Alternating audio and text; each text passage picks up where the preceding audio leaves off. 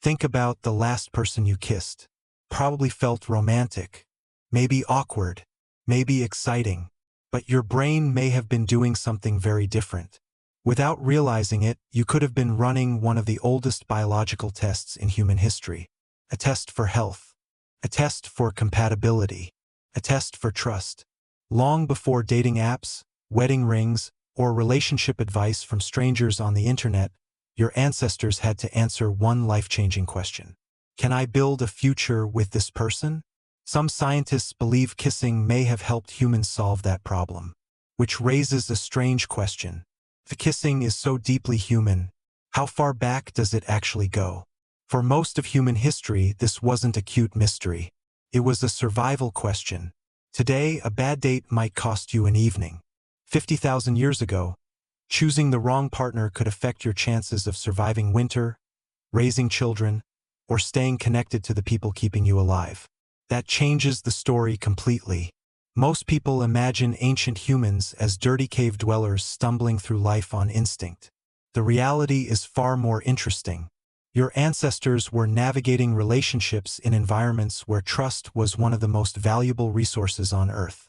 And that means even small gestures may have carried enormous significance. The challenge is that kisses do not fossilize. Archaeologists can uncover tools. They can uncover bones. They can uncover campfires that burned tens of thousands of years ago. But nobody can dig up a prehistoric first kiss. So how can scientists investigate something so personal? They start by looking at modern humans. In 2015, researchers Raphael Wlodarski and Robin Dunbar examined evidence from cultures around the world and proposed that romantic kissing may serve important functions in mate assessment and pair bonding. Those academic terms sound complicated. The translation is surprisingly simple. Your body may use kissing as a background check system. Before social media profiles and carefully edited photos, your ancestors relied on information gathered directly through their senses. Smell, taste, touch. Tiny details that your conscious mind barely notices. Meanwhile, your nervous system is collecting data. Strange, isn't it? Something that feels emotional on the surface may also be deeply biological underneath. Research on the human immune system has produced another intriguing clue. Scientists studying genes associated with what is known as the major histocompatibility complex discovered that people often respond differently to natural body odors. In everyday language, your body may have a hidden compatibility filter running quietly in the background. Not exactly romantic, but evolution rarely cares about romance. Evolution cares about results. Now imagine an evening 40,000 years ago. The hunt is over. The sun has disappeared. Families gather around a fire. Stories move from person to person, carrying knowledge that cannot be stored in books because books do not exist yet. Nearby, two young people spend time together. They share food. They laugh. They sit a little closer than necessary. What happens next? Nobody knows. But one popular myth deserves to die here. Ancient humans were not emotionless survival robots. Evidence from Shanidar Cave suggests that prehistoric people cared for injured and vulnerable members of their communities for years. Individuals with serious disabilities survived far longer than they could have alone.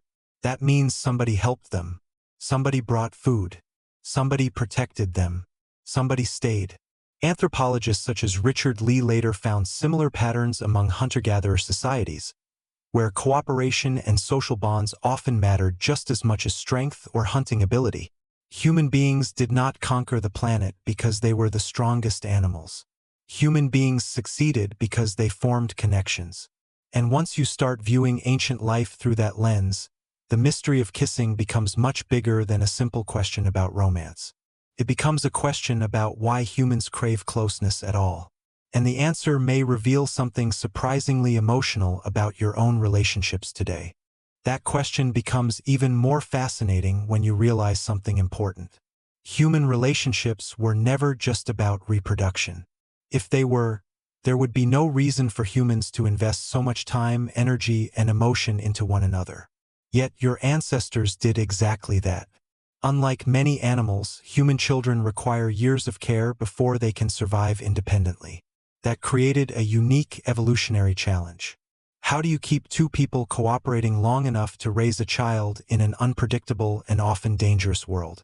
One possible answer is emotional bonding. Researchers have long studied chemicals such as oxytocin and dopamine, which are associated with attachment, trust, and reward. These systems help reinforce social connections and encourage people to remain close to one another. In other words, your brain is not simply designed to find people. It is designed to keep them.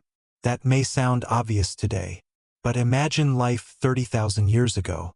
Food supplies could disappear. Storms could destroy shelters. Predators could appear without warning.